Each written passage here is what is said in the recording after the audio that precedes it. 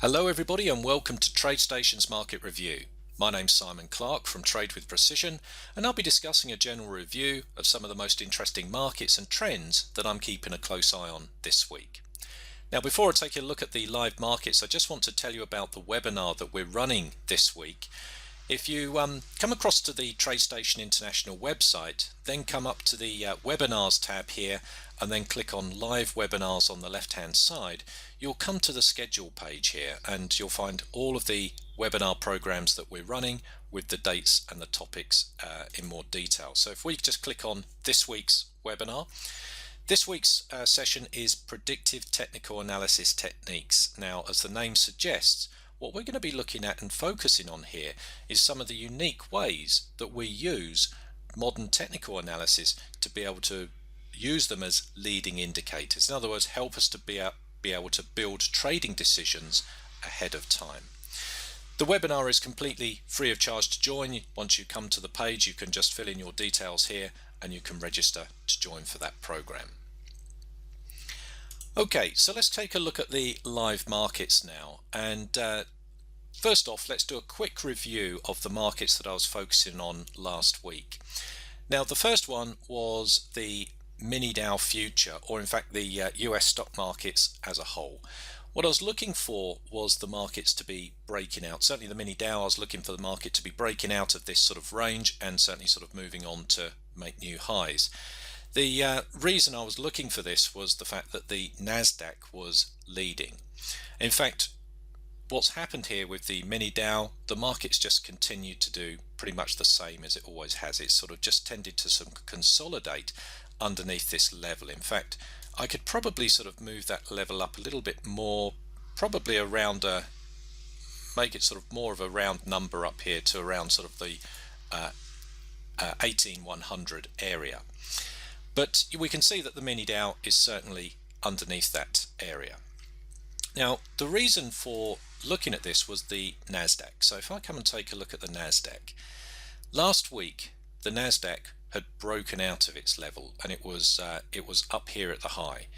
Now, what's happened with the NASDAQ last week is the market's pulled back into the averages, it's pulled back in underneath the level, and now it's sitting there right in between the 10 and the 20 period moving average, right at that level as well. So a very sort of key area here for the NASDAQ. Certainly the market here on the NASDAQ looks very bullish still. It still looks like nice bullish momentum, and it certainly looks ripe for a continuation of the trend up. If the NASDAQ continues to move up, then I expect the YM to follow suit as well and to break out that level. If we come and take a look at the other market I was looking at, so I was looking at New Zealand dollar against the US dollar, and I was two specific levels. I was looking at the 0.76 thousand and 0.77 thousand. Now, I was looking at this market structure here, as last week we had a nice bullish uptrend here, and if we come down to the 4-hour chart where we looked at these levels in a bit more detail, last week we were at this area here. We were just breaking out above this sort of 0.76 thousand. In fact, what we looked at it actually did play out, and the market moved up to 0.77. It couldn't continue any higher, and now the market's broken back underneath it. In fact, on these lower time frames, the market is now in a clear downtrend, and even coming back to the daily chart, the market's now made a daily lower low. So no clear trend here for me on the New Zealand dollar against the US dollar, and I just think there's some nicer trends to focus on. Let's take a look at crude oil, which was the other one that I was looking at. Now, crude oil, if I just open up the daily, and I was talking specifically about this 58.50 level. We can see how many times the market's tested that level quite decisively here. If I just zoom right into it now, we can see that 58.50, the market's now been in a solid uptrend. It's broken through 58.50, and now the market's finding support at this area too. So certainly we've got a nice momentum here. We've got a nice uptrend. We've got a nice previous resistance level, very key resistance level and market structure level that's now finding the market's now finding support at. So again, looking for opportunities long here on crude oil. Probably be looking at coming down here to the sort of lower time frames, like the 4-hour chart. Here we can see our 58.50 level. If I just zoom into that a little bit more, we can see that the market's broken out. How many times it's tested this now, a number of times it's found support here, and now we're starting to get some sort of bullish momentum coming into this market. So again, above 58.50, I think we've got opportunities long that I'm focusing on here on crude oil. If we get a break underneath 58.50, then I think we've got other levels down here that we could be looking for a retracement to, possibly even back down to sort of 56 is a good level there for previous support in this market.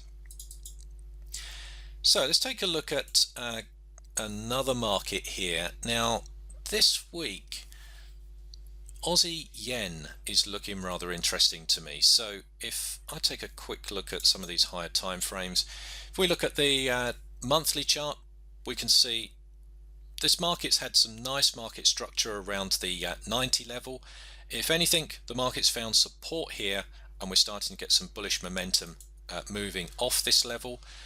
Certainly, if the market's going to continue up, we've got plenty of potential movement to the long side. Nothing that we can see obvious in this chart to resist price moving higher, and that's the main thing that I like.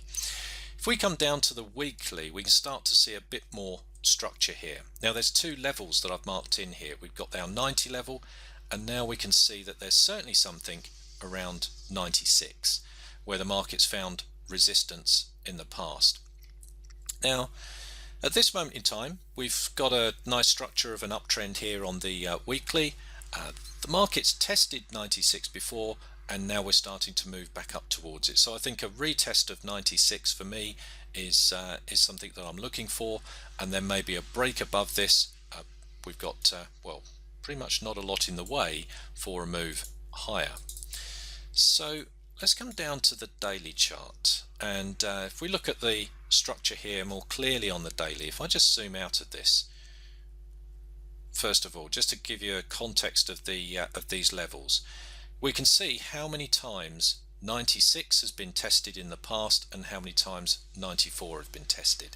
So zooming in, we can see we've got an uptrend at the moment, moving averages in the right order, we've got nice agreement with our indicators, and the market's just come back into the 94 level, which happens to coincide with this region here within the moving averages. So certainly a nice area for the market to find new momentum, and a nice place for the market to find a higher low in price. So certainly looking for a movement up here towards 96 again. I think that's the first sort of market structure here, and even if we come down to the 240 chart, we can see again our 94 level here.